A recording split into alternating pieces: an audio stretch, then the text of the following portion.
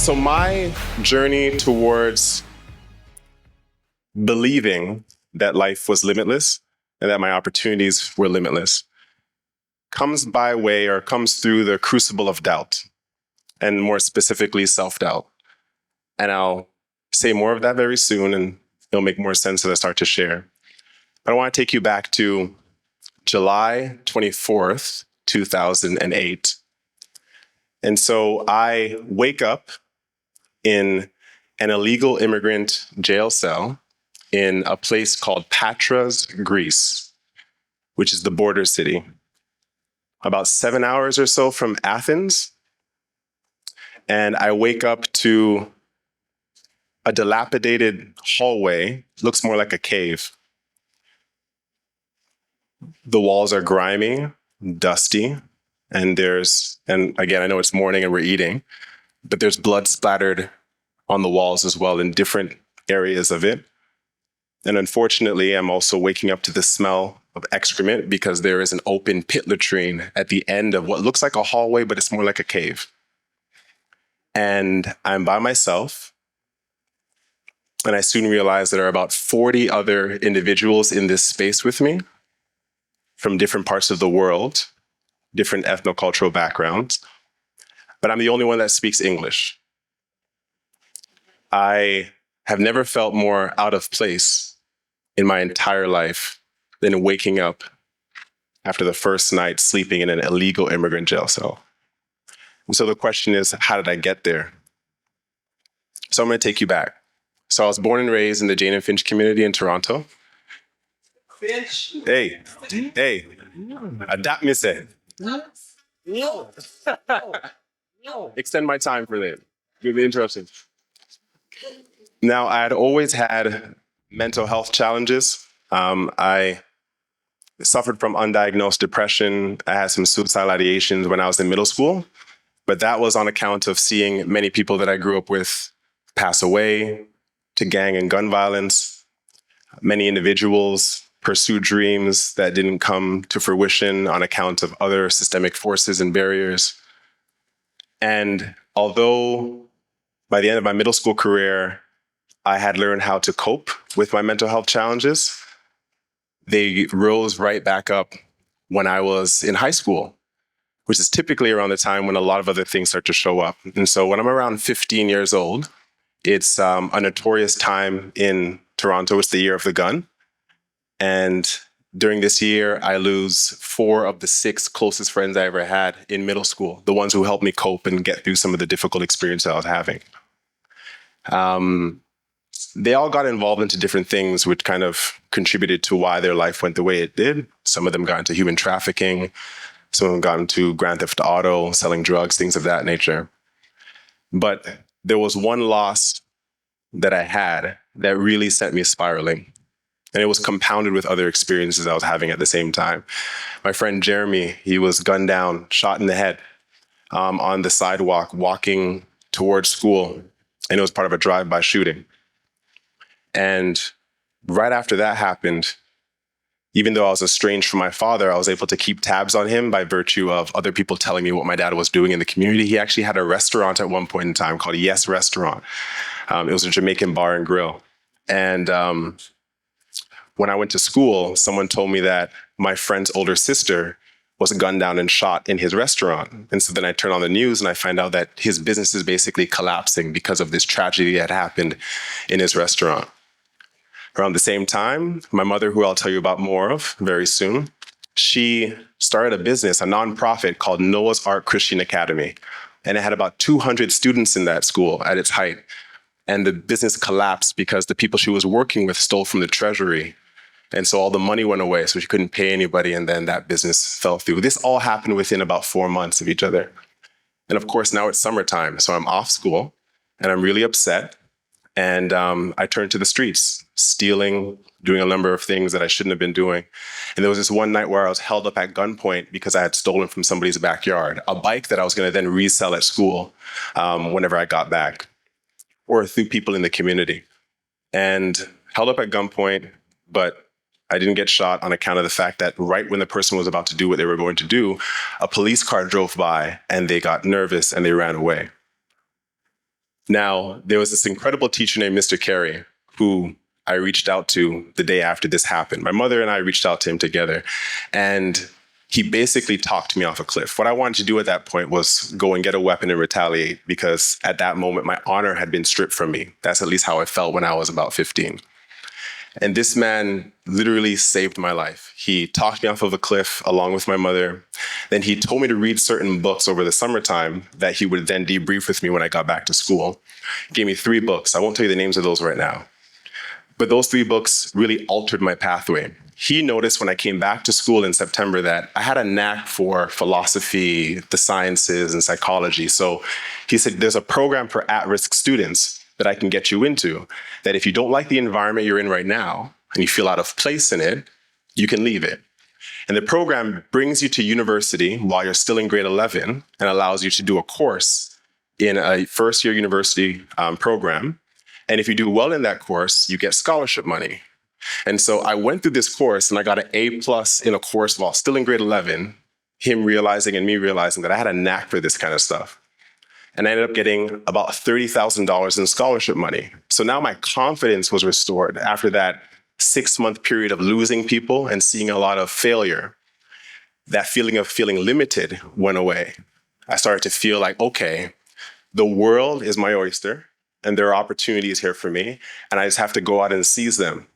So I got that scholarship money, and like any young person whose brain is not fully developed, I took a large portion of that money and didn't buy a car, didn't tell my mom, let's go invest in a house or something like that, even though the money's not for that. I said, I want to book a trip for myself. I want to go backpacking around Europe, because that's something that most people in our community just don't do. They don't get to expand their horizons and go traveling and experience the exposure opportunities that brings. And so I spent about $8,000 to travel around Europe during my first year of university. I went everywhere. I visited my grandmother in London. I went to Paris, I went to Amsterdam, Belgium, every single place I could conceive of, Switzerland. It was incredible. After a month and a half, I got to Athens, where I had 7 absolutely incredible days. And then a bunch of people were traveling and said, you know what, let's go to Italy next. And so I said, yeah, I'll hitch a ride with you to Italy. So to get to Italy, you have to go to Patras. And you have to get on a ferry that takes you 22 hours on a ferry ride to get to Ancona, Italy. So I did that. And I was with 7 individuals from New Zealand and Australia. And when we got off, or we were trying to leave the ferry in Ancona, police officers let them go without checking their passport, but then stopped me and said, well, where's your passport? I think they noticed, or they felt that I was out of place. I was the only Black face on a ferry going to Ancona from Patras. And so that's at least how I felt. I looked on my person, I couldn't find my passport, didn't know where it was. And so they brought me back onto the ferry and they handcuffed me to the ferry railings and sent me back on a 22-hour ride, because they thought at that moment that I was an illegal running away from, and I'll tell you the continent they thought I was running away from very soon. So we get back to Ancona we get back to Patras, and I get driven to Armu 95, which is, till this day, an illegal immigrant jail cell that still resides in Patras. And the chief of police asks me 2 questions when I get into his office. Well, before the questions, he says, strip, take off your clothes. So now I'm in my underwear, and I'm in a marina, naked and handcuffed, right? Practically naked. And he says to me, what's your name? And so I say, Joseph Smith. And he's like, Joseph Smith? He's thinking I just made up on the spot the most Anglo name that I could have conceived of, right? The most generic name possible. I say, Joseph Smith. He's like, yeah, sure. And then he says, where are you from? I'm like, I'm from Toronto, Canada. And he's like, Africa? I'm like, no, Toronto, Canada. He's like, Africa, right? And so then they shoved me into an illegal immigrant jail cell. I was supposed to spend 3 months in there, because the way the system works is that they typically take illegals off of the street, keep them in there for 3 months, and the money that they've been making panhandling or selling things, they take that back by making them pay for dinners. I didn't realize this. And so I was supposed to be there for 3 months, but I was only in there for 5 days. And that's because on the 4th day, a young man from Morocco named Abdul said, listen, if you're not feeling too well, they might let you out for a couple of seconds to catch a mare. Like, I want more than to catch air. I want to call home. Like, what the hell is this, right? Where's my free phone call? I thought that's what happens in the films. Doesn't happen here.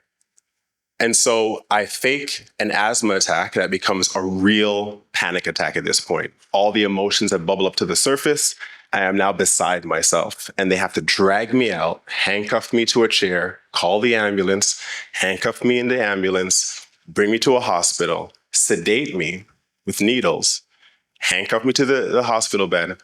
And then at some point, the doctor says to the chief of police, listen, he might actually be Canadian. And if he is, you might have an international problem on your hands. So you might want to reconsider what you're doing. And so the following day, they put me into a separate cell by myself. And then the day after that, they released me onto the street. But they had taken all my money, taken my bags, all my things. So I had to panhandle, similar to the other illegals on the street, to get money to go back to Athens to go to the Canadian embassy. I had never felt so out of place in my life. Never. When I got back to Canada finally, of course, I was now dealing with the traumatic aftermath of that experience. Having at one point thought I was limitless and I could go anywhere and do anything and experience anything, I was then reminded about my universal status and how people actually see me. And that really shocked me to the core. It changed how I understood what my identity was and what I was meant to actually do. And so how I overcame that, this is obviously a more complicated story, but I'm trying to abbreviate it because I have 15 minutes. One aspect was work. So the summer after that experience, where by now I was diagnosed with neurotic compulsive disorder as a result of the traumatic experience that I had, my mother's principal, because she was a teacher, told me, listen, I think you're really good with young people. You have a charisma to you, a personality to you. Why don't you come work with me at summer camp for a while? I had never been to summer camp. When I was young, I used to watch on the Family Channel a show called Bug Juice, which is the closest I got to a summer camp experience where you got to sleep away from home and they fed you and they played games with you. Bug Juice, look it up, real show. So I said, yes, I'll go. Even though part of my brain was still suffering from intrusive thoughts and the neurotic compulsion, I was like, I want to go. I want to be out of my environment. I got to get away from here. 2 minutes. Okay. So I go to this summer camp and the experience is incredible. And what I learned was that through the process of giving so selflessly, where you have to be up for 12 hours to 16 hours a day, catering to young boys in a bunk, I was able to get outside of my body for a bit, outside of my head, and try my best to focus on the needs of other people. That helped me because that's 2 months straight of doing that kind of work. So even if I had intrusive thoughts, being close to these young people was absolutely great for my well-being. Now, the second thing, in light of my studies in psychology and philosophy, what I was starting to come into awareness of was that my actual worth and value is fundamentally irreducible to the experiences I've had or the material conditions I was living in. That's something easy to say, but harder to live. But as a result of the collection of ideas that I was gaining at this point in time, I was becoming more and more convinced of this truth. And now the goal was to live it out. And how did I choose to live it out? I choose to synthesize those ideas and put it into my very first business called Generation Chosen, which is fundamentally a mental health organization that focuses on emotional intelligence training for young people. Because I figured if I was feeling out of place and alone and very abandoned in light of this situation, there must be other young people feeling the exact same way without knowing how to cope, especially young boys.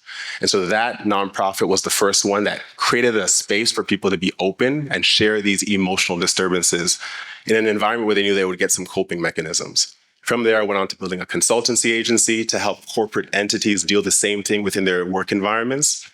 And then I went on to start my own charity to see if I can get money to support other nonprofits doing similar mental health work, because I couldn't just be the only one. And then things expanded.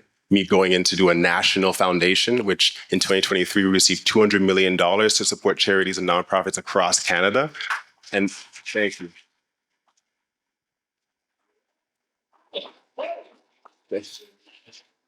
And then my day job involves me being a vice principal of a high school, Weston CI, where I'm facing now a lot of young men who feel out of place, who feel alone, and more importantly, feel disliked. And feeling disliked in our environment can be fatal, right?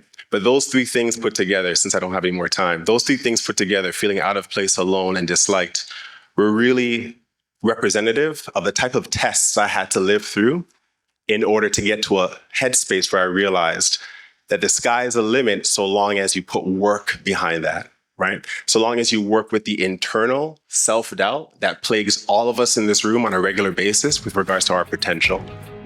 I'll leave you with that. And I really want to thank everyone for your time, and I appreciate you all coming out today.